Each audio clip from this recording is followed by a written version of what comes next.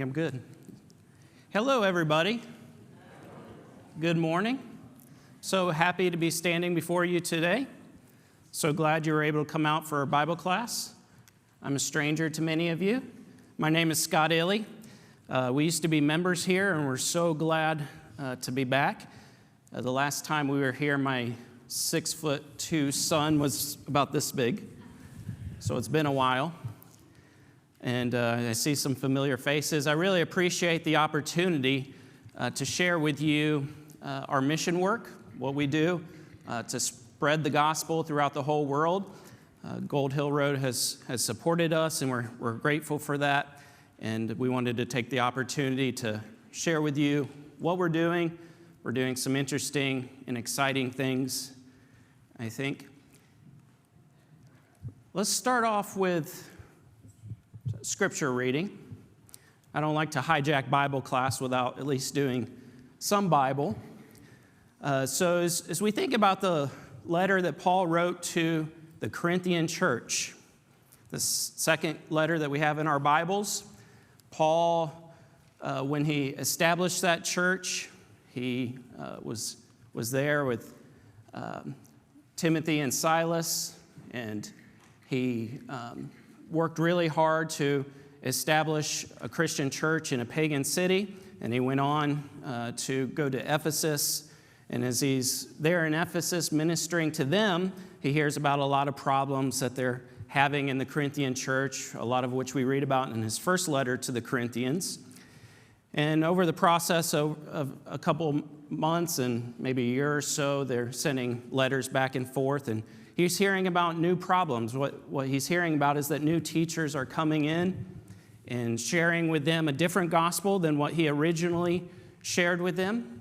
And one of the things that they were saying in the Corinthian church is that, look, Paul's not even charging us for his work. See, a lot of philosophers and teachers would charge for their services, and Paul wasn't even doing that. He was doing it for free. And so for that reason, they were considering him to maybe not be somebody as special or as important as some of these other teachers who were coming in and trying to extort money from them.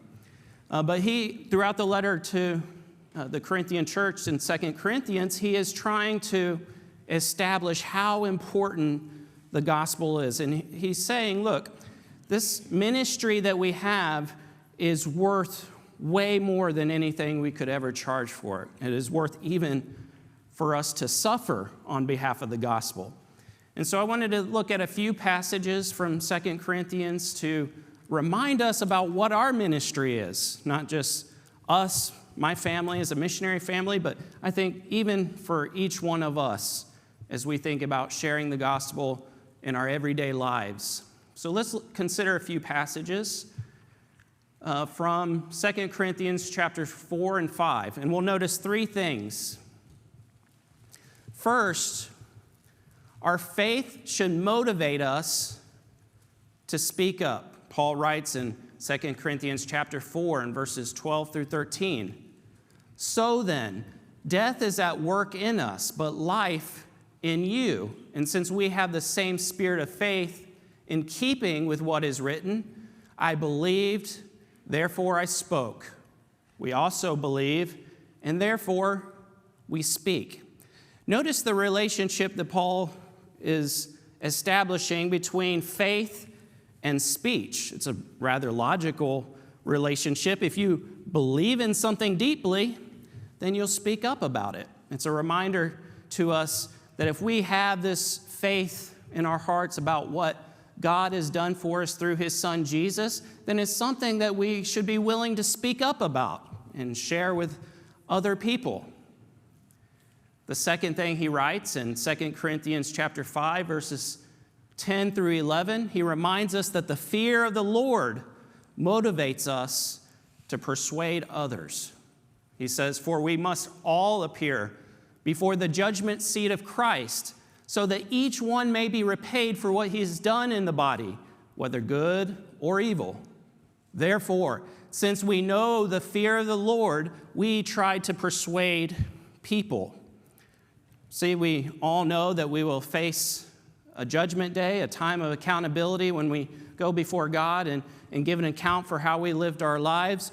And this should generate within us a sense of awe and reverence and even fear and trembling. And this fear and trembling should cause us to want to go persuade others. If we are concerned about others, if we are worried about the eternal condition of somebody's soul, whether it be friends or neighbors or loved ones, then we will want to go tell them about the gospel, but not even just share it with them as if it's some interesting information.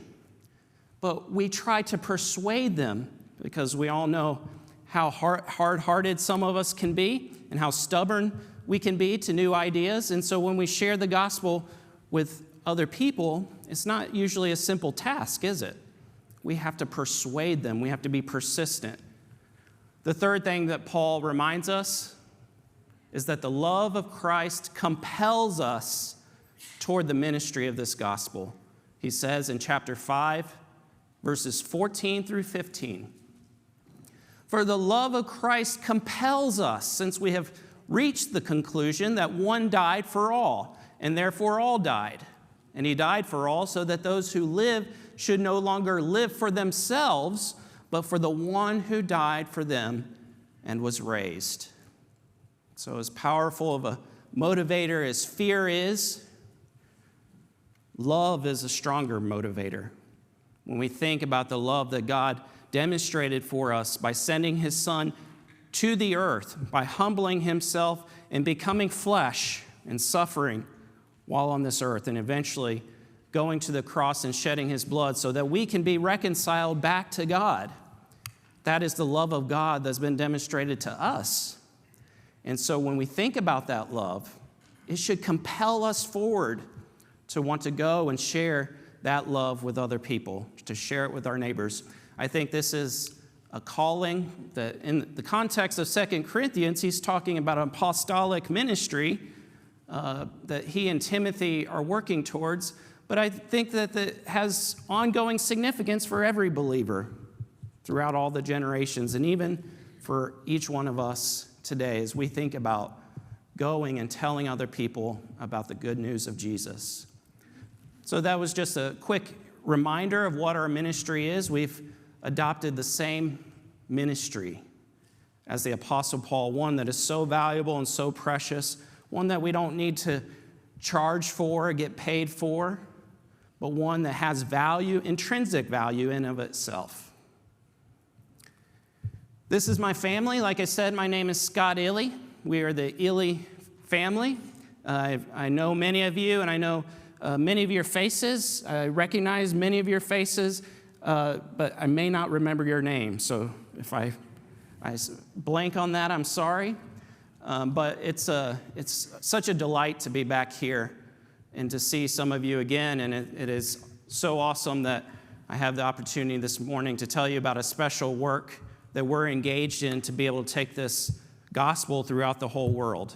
And so I'm thankful to God that he's allowed us to be here. I'm so thankful every day to the Lord that he has considered us worthy to be able to share his gospel throughout the world and to be able to use us in such a way. Just to tell you a little bit story about ourselves, a little bit of background, because it is relevant to what we're doing and why we're doing it. When my wife and I left here, we went to go to Atlanta, which is where we live today, and I enrolled in business school, and I studied business for 2 years at Emory University, and I graduated, and then I was hired at UPS in the corporate office in Atlanta.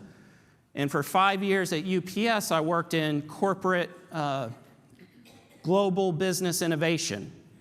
And so I was in the marketing department, but I was in charge with thinking about products that would be relevant to UPS in 10, 15, 20 years, and to experiment with different concepts and to build different business models and to be able to present those to executive leadership about this is where the company should go in the future. Another thing that I did is also worked a lot with global marketing. So I would work with marketing teams throughout the world to be able to help them to position UPS to the global market. So I did a lot of helping coordinate translations and helping to make our marketing content more culturally relevant. Because when you take something from one language to another, it's not just a simple code of translation, but you have to make it culturally relevant as well. And so those are some of the experiences that I had at UPS, very valuable experiences that I had a lot of fun in. But something else was happening at the time. I was asked to become the foreign missions deacon at my congregation. And the first time I had ever traveled internationally was in 2014, just as I started attending this congregation and became involved with some churches overseas and became very interested in supporting them. But when the elders asked me to become foreign missions deacon, I didn't really have any experience with foreign missions. I was like perhaps many of you who've not traveled much outside of this country, much less participated with missionaries overseas. But let me tell you that as I invested more and more time into it, and I started traveling to visit with missionaries and congregations throughout the globe, the more passionate and excited I became about it. And I became so excited about it over time that I eventually asked my wife what she would thought if we just left our jobs and became foreign missionaries. And of course, that took some convincing and some discussions. And eventually, I was surprised one day when she said, sure. And so that was the beginning of our journey. We decided in 2019 to go to Bear Valley Bible Institute, which is a Bible school out in Denver, Colorado. And that was in December of 2019. We quit my job. Didn't have much idea of how we were going to make a living, but we packed up the truck anyways and went, and God provided for us richly ever since. But of course, you know what happened at the beginning of 2020 that threw a big monkey wrench into our plans, COVID. And so we spent most of our time attending Bible college just over screen and not going in much. But more pertinent was we were planning to go to Taiwan. That was where we were going to do mission work.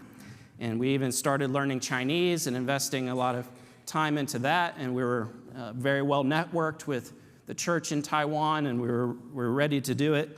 However, by the time we graduated from Bible school, Taiwan was still closed. And so we didn't know what to do. We waited a little while, and then, I don't know if you remember, there was a country started to open up, but then there was a blip again with a little spike in COVID, and then some countries got worried and closed down again. And so Taiwan was still closed, and we did not know when it would ever open up. So we decided that we needed to do something different. What are we going to do? Should we go somewhere else and do mission work? And that's when I had the idea to leverage some of my experience in the corporate world to be of service to the global church. And I was thinking in terms of translations and thinking in terms of making content culturally relevant and thinking about using some of my experience in digital innovation and technology. And so that's where we got the idea to do this mission work. We went back to the church in Atlanta that was overseeing us to go to Taiwan. We asked them, what do you think about us establishing mission work based here in Atlanta, but where we support the global church with Bible content? And they loved the idea and asked us to stay there. And so that's where we're at now, is in Atlanta, Georgia, based out of Atlanta, Georgia, but we do this digital mission work where we make content available throughout the world. And we occasionally will travel to various places. So that's our story.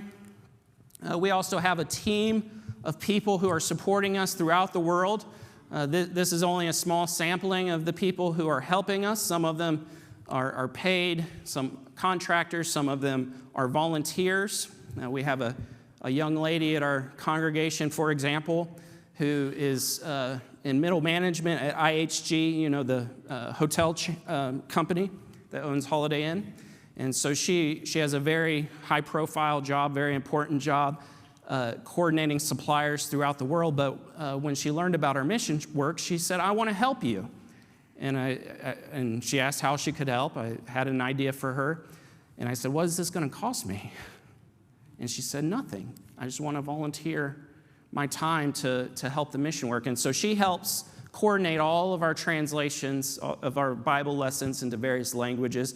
So it just goes to show that we have many people helping us and many who are volunteering to help us, and we're very grateful for all of their support. There's one person here you may recognize. I don't know if there's a laser pointer here. Yeah, there we go. Do you know this guy here? Aaron Washington? When I was here last, I think he was this tall. And so he's recently started helping us with our videos, and I'll show you some of his work. He's a very talented guy, so I'm very excited that he's working with us. So this is our work in a nutshell. This is kind of our North Star, our guiding principle, our mission of what we're trying to do is global Bible education. We are trying to bring the priority and place of Scripture back into mission work, into the global church. We're trying to work with churches to make content that is culturally relevant and Bible-centered. And so this is our goal. As I thought about some of the macro trends or some of the things that might be driving us to communicate in different ways in our modern times, there were a couple questions that I asked myself that helped us to guide our mission work. One question I asked myself is, where is the Areopagus of our day? I don't know if you remember, but in Acts chapter 17, when Paul was going into Athens, the first time the Christian mission had ever been brought into this important Greek city, and he was observing the idols, his spirit was provoked within him, and he started preaching the gospel to them for the first time. And he was preaching in the agora, or the main center of assembly in the city and in the marketplace, and the leaders of the city asked him to go up to the Areopagus, which would kind of be like their city council. And they asked Paul to explain to them what this was that he was preaching. And it caused me to think, what do we have today that is equivalent to Paul's Areopagus in Athens? I mean, a place where we can openly stand up and preach the gospel to people who are interested in finding truth and interested in learning more. Let me ask you the question. Where do you think the Areopagus of our day is? No, not Harris Teeter, right? Like you wouldn't just stand up and start preaching in Harris Teeter. No one will probably listen to you. But where is the Areopagus of our day? Online. That's right. And I'm thinking specifically about platforms like YouTube. Where do you go when you want to learn something new? If you want to learn how to change the oil in your car, or you want to learn how to cook a new recipe, many of you go to YouTube. Some of you may go to Instagram.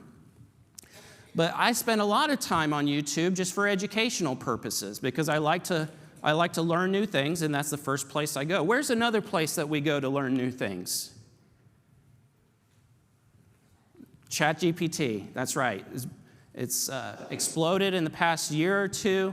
AI platforms that allow us to go and ask any question we can imagine and get a very detailed answer very quickly. But this is where people will go, and we could be skeptical about the quality of information or be skeptical that people would find the right information. But the fact of the matter is that if people out in the world want to learn more about God and they want to learn about this Jesus character that they don't know much about, where are they going to go? They're going to go to platforms like YouTube and ChatGPT. So we want to make sure that as we're spreading the gospel throughout the world that we're leveraging these platforms because that's where people are. Another question that occurred to me is, are we facing the death of the printing press, the death of printed material? Consider that before the invention of the printing press, literacy rates in the world, even in the civilized world were abysmal. Maybe 10, 15, 20% of the population could read, but then with the invention of the printing press and the explosion in the availability of printed material, a lot more people were incentivized to learn how to read. But now we're kind of seeing a reversal of this trend because we are getting much more content available on platforms like YouTube. And why would you take 2 hours to read a book on a new topic when you can watch a video about it in 15 minutes, right? So if we're engaged with these video platforms to learn new information, that's where we go to learn new information, then the incentive to read printed material becomes less. We're seeing this, and I'm seeing this in my high school Bible class. And when I ask students how to read in Atlanta, I'm asking students how to read, and I'm noticing that all of them are having trouble reading in ways that I didn't notice when I was in school. But think about that in terms of global students. I'm noticing that when I go to other parts of the world, very poor parts of the world, I'm thinking like Kenya or Cambodia, and I go to schools, I see that all the children have smartphones. These are poor farmers, so that it's very weird to see. But you see that all young children have smartphones, and they're just like our children are. They're constantly scrolling through their smartphones. But when I talk to educators in other parts of the world and ask them about how do you engage your students, most of them lament the fact that their students are not learning how to read or have no interest in learning how to read anymore. And I'm not even talking about even English. I'm talking about even in their native language. Teachers are having trouble getting children to want to learn how to read because they're so consumed with digital content, especially video content. So as we think about making the gospel available to other parts of the world, video content is an absolute must. That's the best way we are going to be able to engage with a younger population in other parts of the world. So on our platform, logosanswers.org, we're prioritizing adding video content. And so we're trying to add video content on various topics. This is our website, logosanswers.org. And on our website, our goal here is to provide content to people who are non-believers. Our goal is to provide content to people who are not familiar with Jesus and they're not familiar with the Bible. This is important because I notice that a lot of content we produce in the church is focused on people, it presumes that people already believe. And a lot of the content is aimed towards taking a Christian and teaching them maybe how to be baptized or something like that. But the reality is that when we go into other parts of the world, most of the people we encounter will not have any exposure to the Bible. Many of them will know nothing about Jesus. They'll know as much about Jesus as you know about Confucius. Many of them have never even considered that there is a God who created everything in this world. So we want to reach out to them and start off from the basics and talk to them, not like they're uneducated or not like they're dumb, but we want to talk to them as if they never heard about Christianity. We want to start with the basics and explain to them why the Bible is going to provide them the answers that they need in their life. And so you can go to our website and you can find Bible lessons on various topics. And we're continuing to work on that and make it available. If you do go to our website, and you're more than welcome to as I'm talking, I won't be offended. If you go to our website, logosanswers.org, and you scroll all the way to the bottom, then you can subscribe. And anytime we release new content, you can be notified through email about that. Okay, so I want to show you a video that we've worked on so you can get a feel for the type of content we're developing. I'm going to show you a few videos and a few clips from videos. So I won't show you the whole video, but I do want to give you an idea of the kind of content we're producing. So here's the first one. Hopefully the sound works. You never know.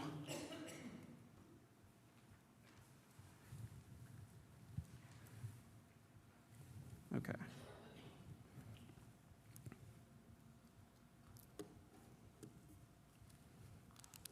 Well, you can at least read the captions.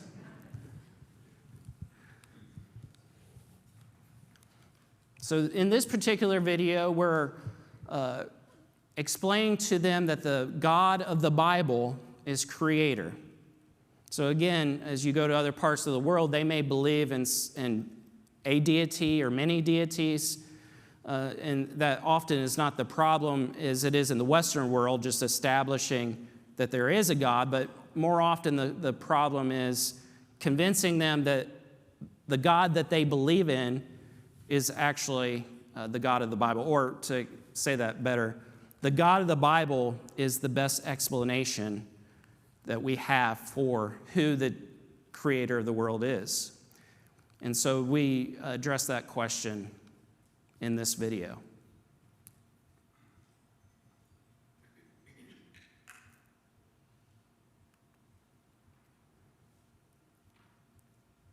And now I want to show you an animated video that we did, and this is the one that Aaron Washington helped us on. In this video, what we're trying to do is explain the gospel message and how do we respond to it. We're trying to explain that as quickly and simply as we possibly can.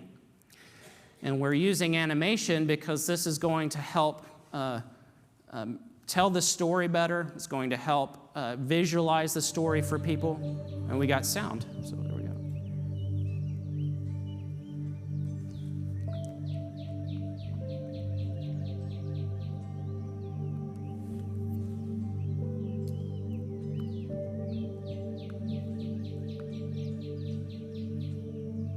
Do you ever feel stuck, inadequate, or discouraged by your life?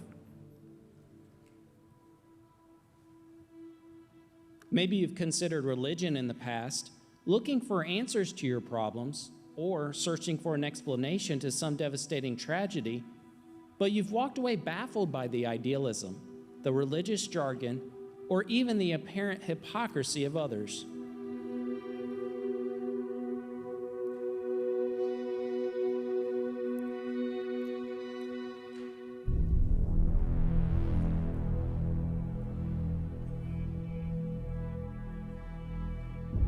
Forget all that. Let me try to make it more basic. Give me 9 minutes to share God's plan for you in a way that should make sense for your life today. And then you should have all the essentials you need to make a simple choice. Do I turn to God and learn more from Him? Or do I turn away and continue down my present course? It all starts with this basic idea.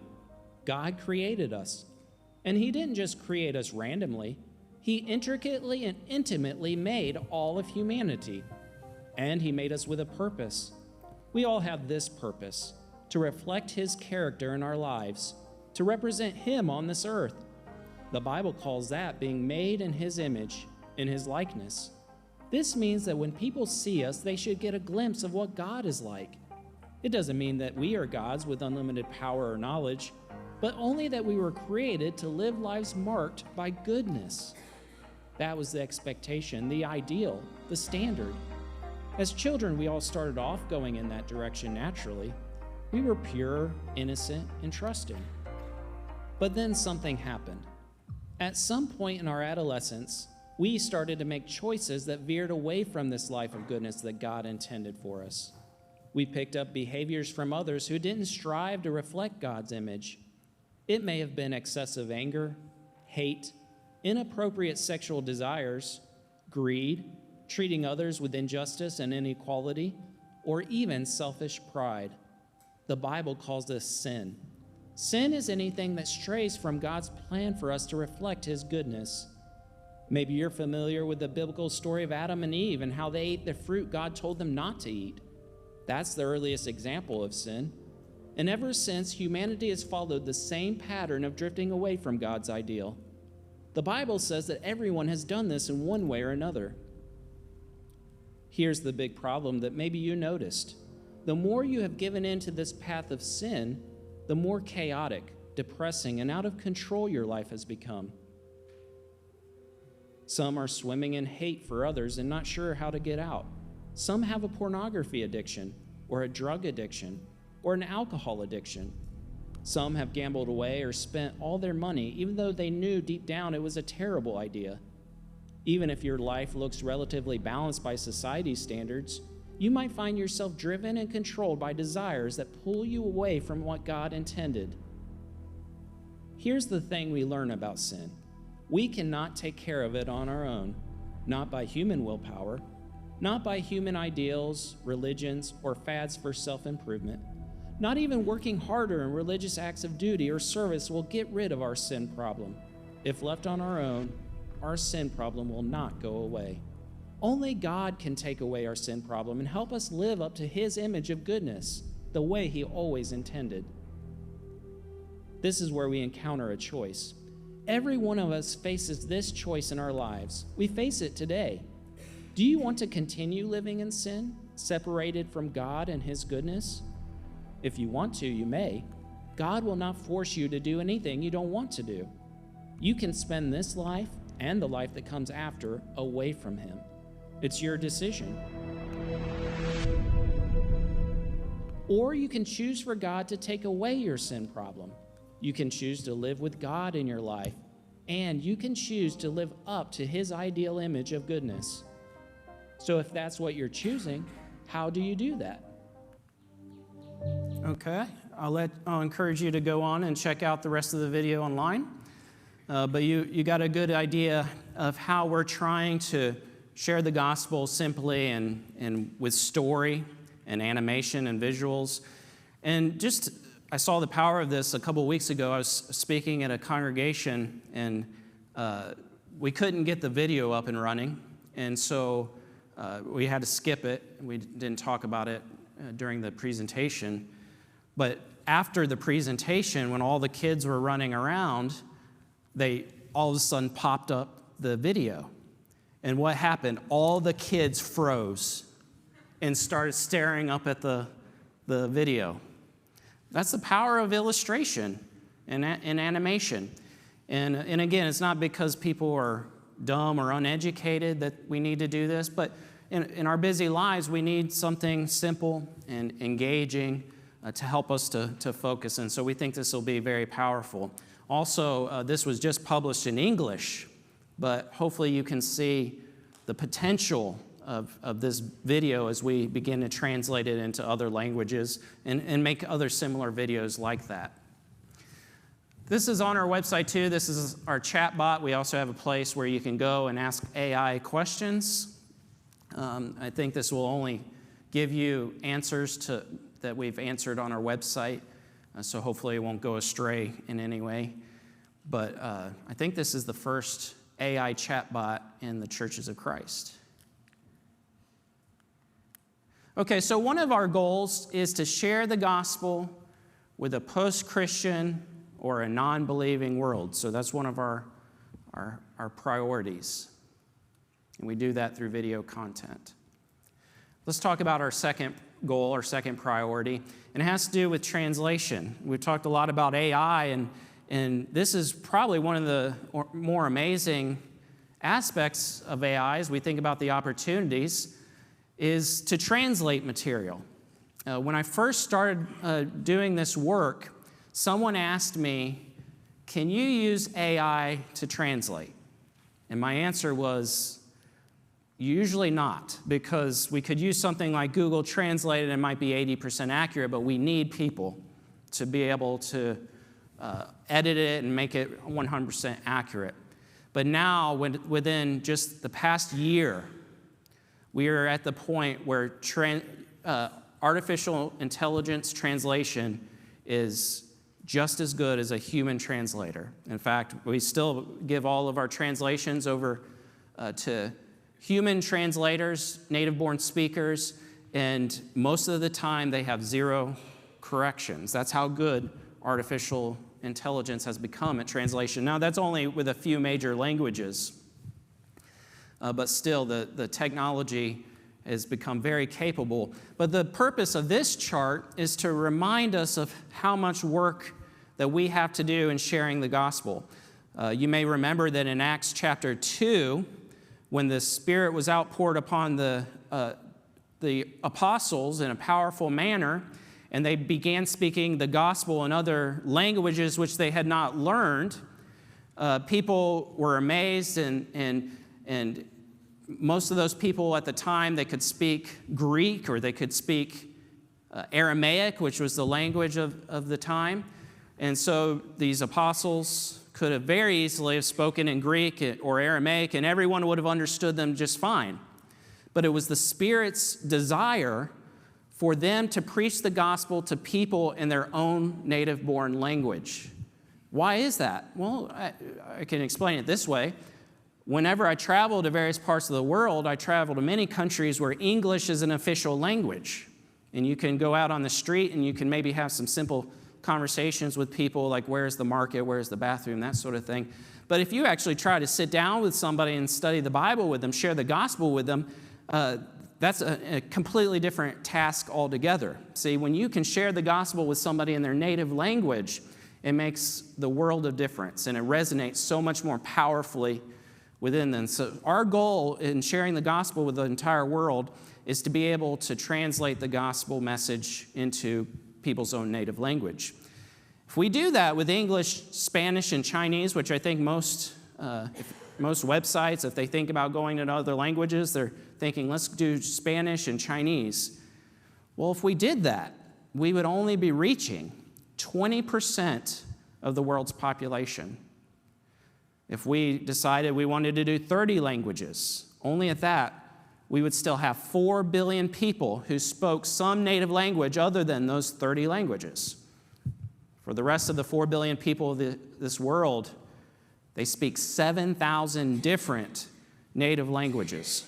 So this shows us the enormity of our task in taking the gospel to the entire world and doing it in a way that they can understand and relate to. But we're at a point, this is so exciting, we're at a point when we can do that. We can do that for the first time since Pentecost. Can we do that in a way that is efficient and economical? Even Meta, the parent company of Facebook, they're developing their AI specifically with the purpose of targeting these 7,000 languages. So Meta is trying to develop their AI so that it can operate proficiently in any language of the world, even the most minority languages. So that shows you the promise that we have to be able to do this task. I'm going to show you another video, and this will show you another way that AI is helping us to do that very exact thing.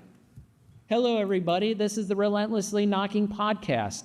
I'm Scott Ihle, and I'm the Executive Director of Logos Answers and the Missionary in Residence at the Woodstock Church of Christ in Atlanta, Georgia. Jesus told his disciples that if they knock, the door would be open for them. І в цьому подкасті ми невпинно і без вибачень стукаємо, намагаючись відкрити правду Sobre Dios Creador, el Hijo ungido de Dios, Jesús, y su palabra inspirada, el Espíritu que se encuentra en la Biblia. 在我们的生活中，有时我们会感到分离，有时尽管我们没有做错什么，但可能只是负面情绪。أول طريقة يتحدث بها الكتاب المقدس عن تعزية الله لنا هي عندما نشعر بالوحدة والاغتراب عن الله. I bet you guys didn't know I could speak all those languages. Yeah, I sent it to the Ukrainian translator to get her to review it, and she's like, why do you need me? You already speak fluent Ukrainian. It's like, no, you're confused. So that shows us the great thing about the platforms that we have available, that we can get somebody to speak in another language. We can get their lips to move in sync, and it look very real and convincing. And it just took me 20 minutes to put all that together. So it shows you the promise that we have to be able to make the gospel available in all these other languages. These are the languages that we have deployed so far. I think we have 9 languages so far on our website and on YouTube and Facebook. And we're in the process of deploying even more. If by the way, you have any evangelistic needs to speak with any of your neighbors or friends or loved ones in another language, and you would like our help in offering you some material to do that, let me know. I'm more than happy to take requests and help you to do that. Maybe develop a video real quickly in a language that you need and to make that available. But also one of the things that we're doing is we are not just translating the language, but we want to make sure to translate the content as well. So, for example, the animated video I showed you, I know that's not going to work in Arabic because there's like this God figure without a shirt, and there were these ladies dressed in dresses. In a Middle Eastern culture, a lot of that would be considered inappropriate. Another thing about that video is it doesn't touch on honor and shame.